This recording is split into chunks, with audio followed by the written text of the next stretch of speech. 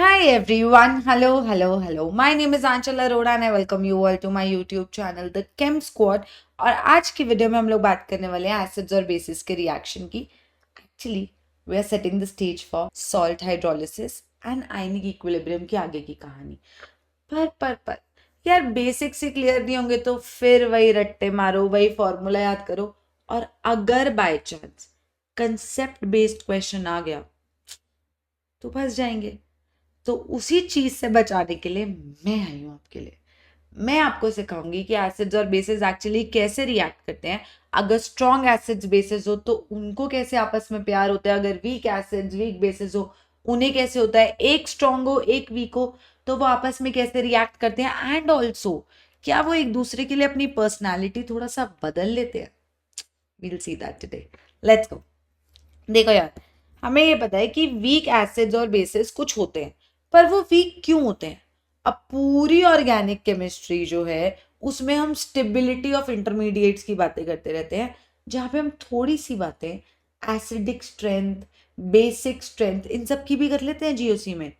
और वहां पे हमने क्या सीखा है कि कोई वीक चीज वीक क्यों होती है.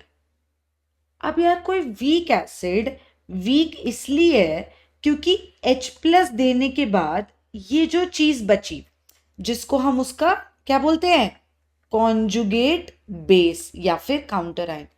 वीडियोस हैं इससे रिलेटेड, आई होप देखी होंगी. इनफैक्ट टाइट्रेशन पे भी वीडियोस हैं, आई होप देखी हैं यार, क्योंकि strong acid strong base sorted हो जाएगा अगर टाइट्रेशन पे वीडियो देखी होगी तो काफी हेल्प हो जाएगी, एक बेस क्लियर हो जाएगा. तो वो जरूर देखना, मैं डिस्क्रिप्शन में लिंक डाल दूंगी, ठीक है. तो एनीवे, तो ये जो कॉन्जुगेट बेस है जो H प्लस देने के बाद की चीज बची, ये अकेला खुशवुश नहीं है. इसको ना वापस H प्लस चाहिए. ये कह रहे मैं अकेले स्टेबल ही नहीं हूं यार, उतना मुझे अच्छा ही नहीं लग रहा अकेले, मुझे वापस मेरा H प्लस दे दो प्लीज, मुझे बहुत खराब लग रहा है. तो अगर ये रिएक्शन फॉरवर्ड जाता है ना तो ये कहते हैं ना ना ना H प्लस चाहिए, मैं नहीं. और ये रिएक्शन बैकवर्ड जाने लगता है. इसीलिए हम कहते हैं कि ये पार्शियली डिसोसिएट कर रहा है एसिटिक एसिड जो एक वीक एसिड है. मतलब कि वो डिसोसिएट तो कर रहा है लेकिन कंप्लीट नहीं है. ऐसा नहीं है कि सोल्यूशन में एसिटिक एसिड है ही नहीं या ना के बराबर है, वो अपनी अनडिसोसिएटेड फॉर्म में भी है. क्योंकि ये अकेले मछली जा रहा है, कह रहा है मुझे अकेले रहना ही नहीं है, मेरे को H प्लस चाहिए H प्लस चाहिए. तो ये इसका बेसिक नेचर है, ये एसिटेट आयन का बेसिक नेचर है कि मैं नहीं खुश हूं यार अकेले. तो मेरी स्टेबिलिटी कंपेयर करा लो लोगों से. जब भी हम स्ट्रॉन्ग और वीक की बात करते हैं हम उनकी एब्सोल्यूट चीजों की बात थोड़ी करते हैं. हम तो किसी के कंपैरिजन में बोलते हैं कि भाई तू तेरे कंपैरिजन में बताइए स्ट्रॉन्ग है या वीक है ना. HCl से कंपेयर करते हैं, थियोरिटिकली तो ऐसे ही करते हैं ना. अब मेरे पास यहाँ पीएच मीटर थोड़ी है, मैंने पीएच निकाला, मैं बोला आ है ऐसा सही है, कैन डू दैट राइट. मैं थियोरिटिकली बात करूंगी कि यार क्लोराइड आयन अकेले जितना खुश है उतना एसिटेट आयन है ही नहीं, इसको H प्लस चाहिए. वो कह रहे मेरा चल रहा है, कोई ऐसी दिक्कत नहीं है. तो इस वजह से HCl एक स्ट्रॉन्ग एसिड था क्योंकि उसका H प्लस निकलने के बाद जो कॉन्जुगेट बेस, जो क्लोराइड आयन बची, जो काउंटर आयन बची, उसको नहीं चाहिए था H प्लस उतनी बदतमीजी से.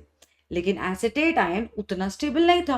वो कह रहे मैं अकेले खुश ही नहीं हूं, मैं क्यों प्रिटेंड करूं, मैं H प्लस लेके वापस चलता हूं. सिमिलरली अगर मैं NaOH की बात करूं जो एक स्ट्रॉन्ग बेस है तो वो टूटेगा Na plus and OH minus में.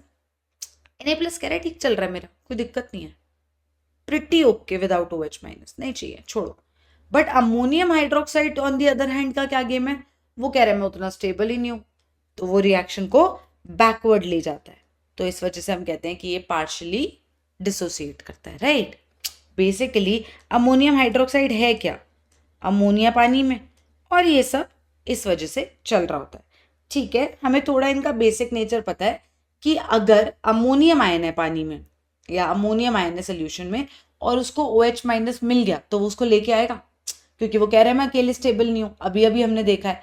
सिमिलरली अगर एसिटेट आयन है और उसको कहीं भी सोल्यूशन में H प्लस देखा वो तुरंत उसको पकड़ने की कोशिश करेगा क्योंकि वो अकेले उतना खुश है नहीं, है ना. यही इनका लॉजिक है, यही इनका बेसिक नेचर है. जितने भी वीक एसिड वीक बेसिस के वो जो काउंटर आयन्स बन के निकलते हैं वो कह रहे हैं यार अकेले इतना मजा नहीं आ रहा है, वापस दे दो हमें वो न्यूट्रल पोजीशन, हमें मजा नहीं आ रहा है ना. यही चल रहा है. अब keep that in mind, hold this thought. अब हम आगे चलते हैं. अब एक बार स्ट्रॉन्ग एसिड स्ट्रॉन्ग बेस को फटाफट रिकॉल कर लेते हैं कि हमें इनके बारे में क्या पता है। अगेन सेइंग टाइट्रेशन में है सब कुछ, जो भी तुम लैब में करते हो उन वीडियोस में है, कहाँ कहाँ गलती होती है, इक्विवेलेंस पॉइंट क्या होता है, एंड पॉइंट क्या होता है, everything. Please watch those videos, थोड़ा कॉन्सेप्ट क्लियर होगा। तो स्ट्रॉन्ग एसिड स्ट्रॉन्ग बेस, जैसे मैंने HCl एंड NaOH लिया क्योंकि वो हमें रोजमर्रा की जिंदगी में पता है, हमारा दिल जानता है कि वो स्ट्रॉन्ग है, हमने इतना पढ़ लिया उसके बारे में। अब ये जब रिएक्ट करते हैं तो क्या बनता है? मैम यार NaCl पानी, मैम बचपन से पढ़ रहे हैं, HCl plus NaOH gives NaCl plus water. चलो मैं लिख देती हूँ NaCl एक्वस प्लस पानी। अब इस रिएक्शन में हो क्या रहा है? What really is happening in this reaction? Let's try and figure it out.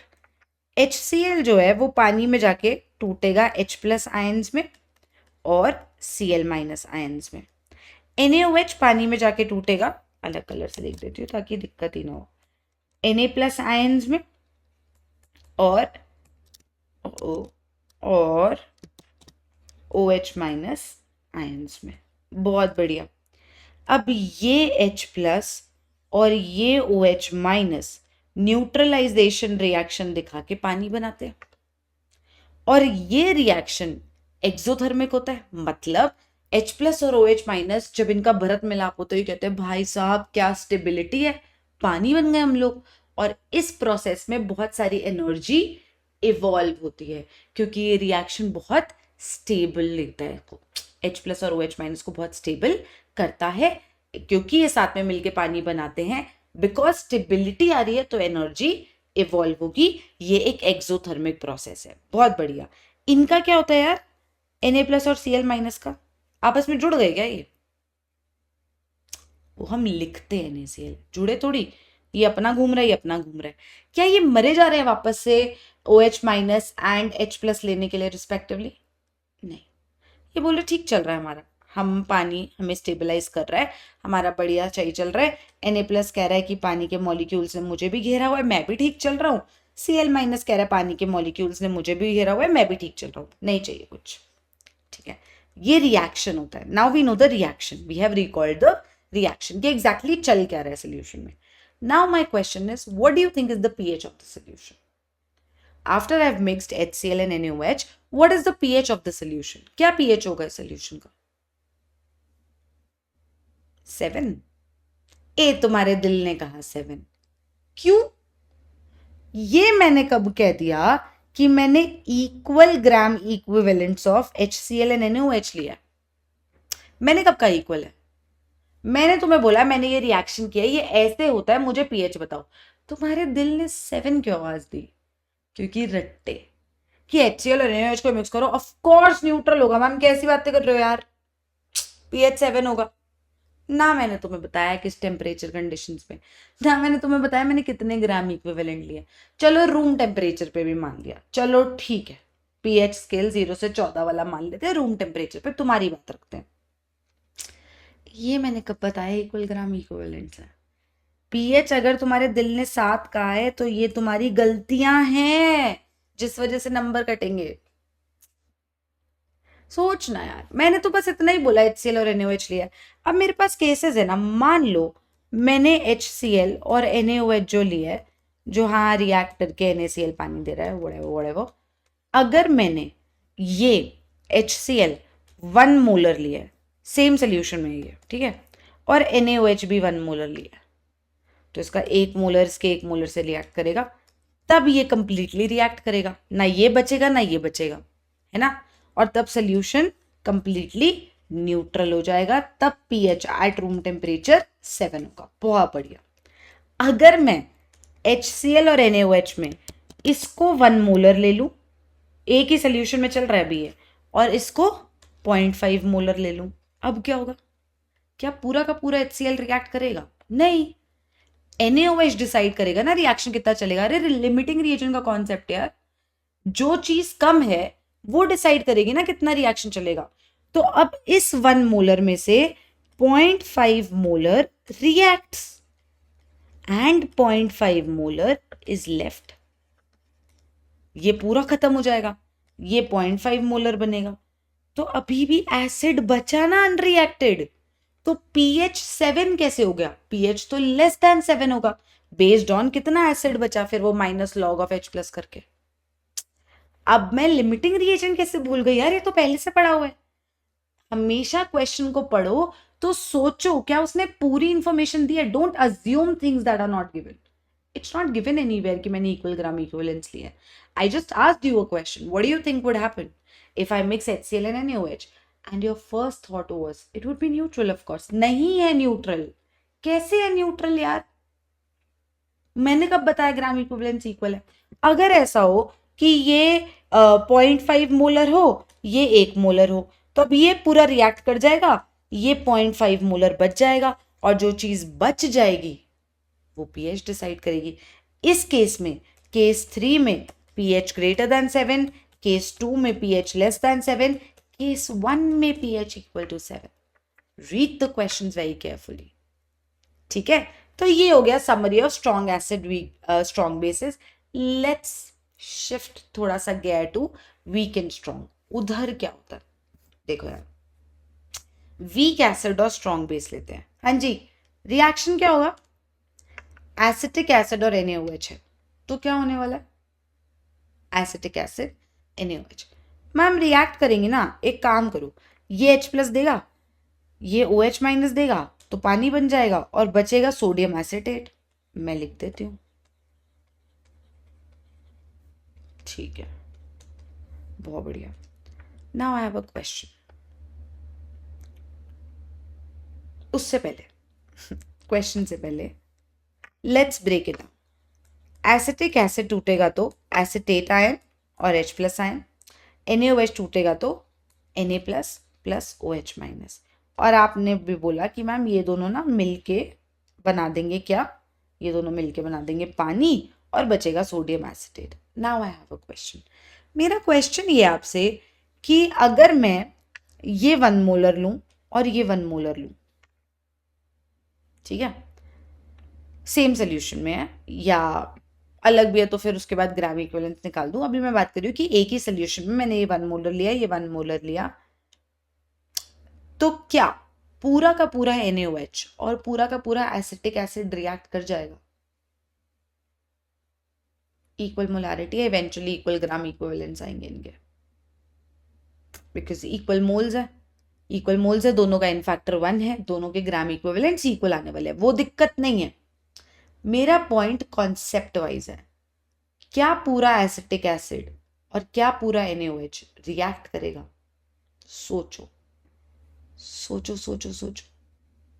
अभी अभी हमने देखा एसिटिक एसिड तो वीक है, वो तो पूरा टूटता ही नहीं है, तो ये वाला रिएक्शन तो पार्शियल होना चाहिए।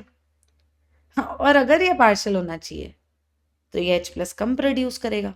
मतलब अगर ये 10 प्रोड्यूस कर रहा है तो मान लो ये 8 प्रोड्यूस करेगा,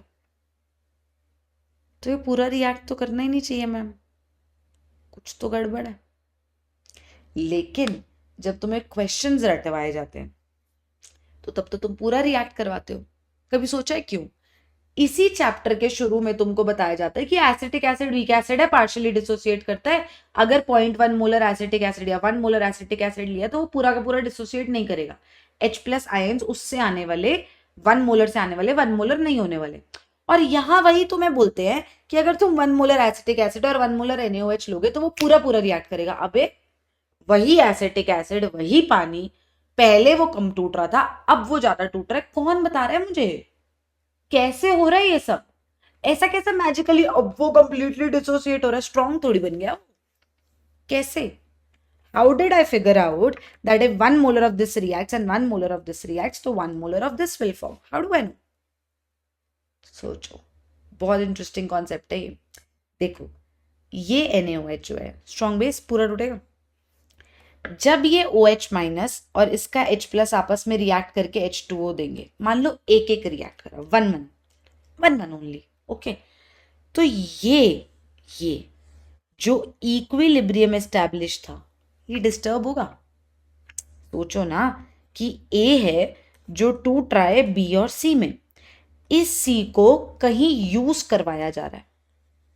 इक्विलिब्रियम एस्टैब्लिश होने के बाद इसको अगर मैंने कहीं यूज करवाया तो मैं इसको खर्च कर रही हूं, और अगर मैं इसको खर्च कर रही तो मैं इसको कम कर रही हूं, और अगर मैं इसको कम कर रही तो मेरा इक्विलिब्रियम डिस्टर्ब होगा, और ये इक्विलिब्रियम कहां डिस्टर्ब होके जाएगा? फॉरवर्ड। क्योंकि मैं सी कम कर रही हूं तो वो सी बढ़ाने की कोशिश करेगा, ये और टूटेगा। भाई साहब, एसिटिक एसिड वीक एसिड है, पानी में वीक एसिड है, पार्शियली डिसोसिएट करता है, बट वही एसिटिक एसिड NaOH के साथ सडनली स्ट्रॉन्ग बन गया। कैसे? क्योंकि NaOH उसको बनवा रहा है। NaOH ऐसे पेशेंस दिखा रहा है, वो थोड़ा H प्लस आ रहा है, OH माइनस रिएक्ट कर रहा है, पानी बन रहा है, H प्लस यूज हो रहा है, इक्विलिब्रियम डिस्टर्ब हो रहा है।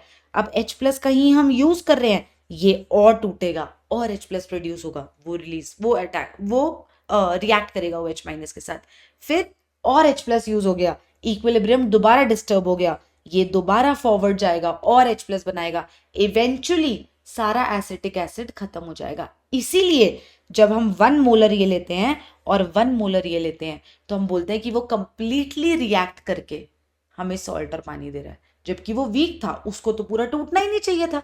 तो आपने कैसे डिसाइड किया कि 1 मोलर से 1 मोलर H प्लस बनेगा? आपको कैसे पता था? क्योंकि वो धीरे धीरे उसको बना रहा है।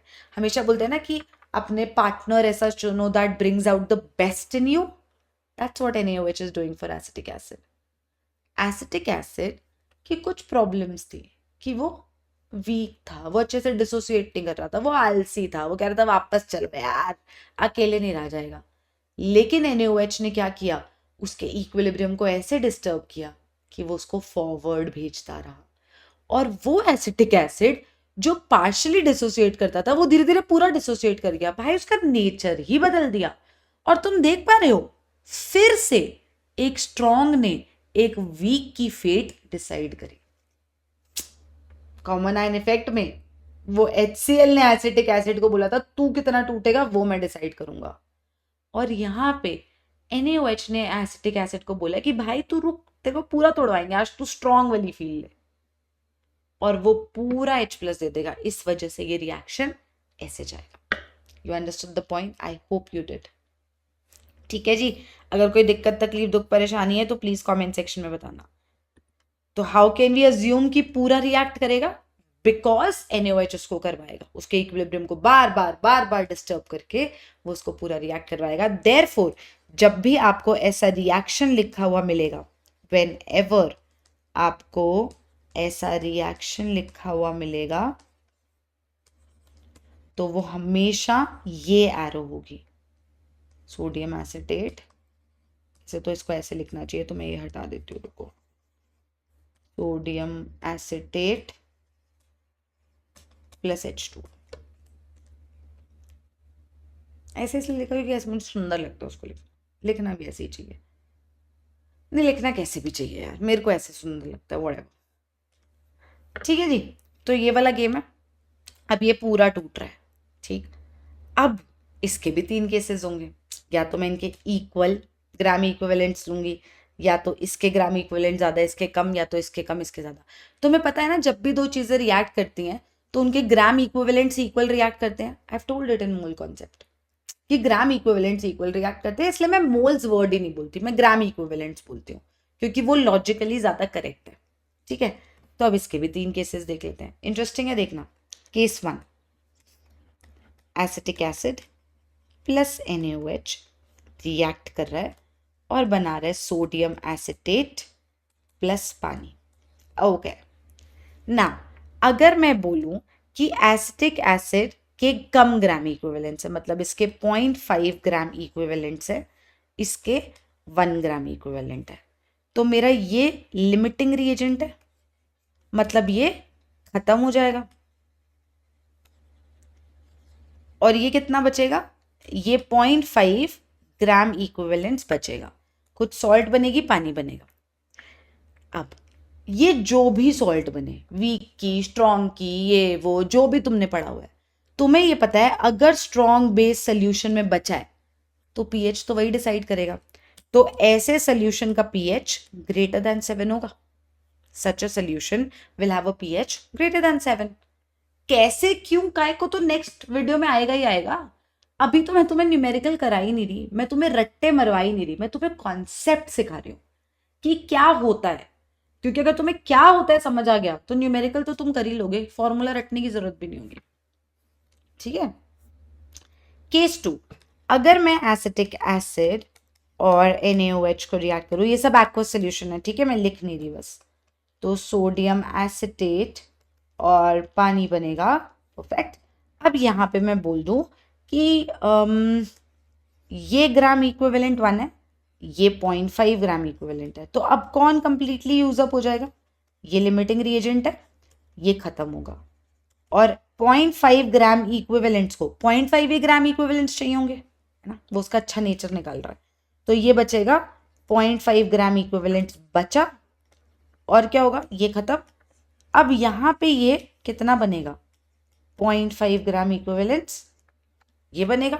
तो अब सोल्यूशन में इस रिएक्शन के बाद एक वीक एसिड और उसका सॉल्ट बच गया, एक वीक एसिड प्लस उसका salt with a strong base, strong base के साथ था ना ये स्ट्रॉन्ग सॉल्ट जो था, ये बचा।